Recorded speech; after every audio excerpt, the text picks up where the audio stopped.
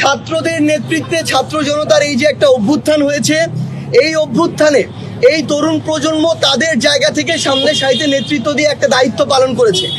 এখন আমাদের যারা বাংলাদেশের রাজনৈতিক অঙ্গন থেকে রাজনৈতিক দলের যারা অগ্রজবৃন্দ রয়েছেন, তাদের সবচেয়ে বড় দায়বদ্ধতা হচ্ছে ঐক্যবদ্ধভাবে যে আওয়ামী লীগ বাংলাদেশে 5 আগস্ট অপ্রাসঙ্গিক হয়েছে, যেই আওয়ামী লীগ, ছাত্রলীগ, যুবলীগ এই নামগুলোকে ব্যবহার করে এই সন্ত্রাসী কর্মকাণ্ড এবং গণহত্যা হয়েছে, তাদের বিরুদ্ধে এখন ঐক্যবদ্ধভাবে আমাদের যে প্রতিক্রিয়া সেটি দেখাতে হবে, এই নিষিদ্ধের প্রক্রিয়ায় যেতে হবে।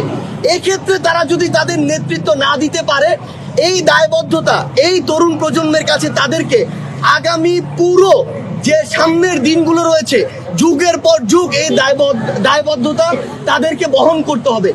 যারা দোষী, যারা খুনি, যারা খুনিদের দোষর, তারা যেই দলের যেই মতেরই হোক না কেন, তাদের শাস্তি হতে হবে।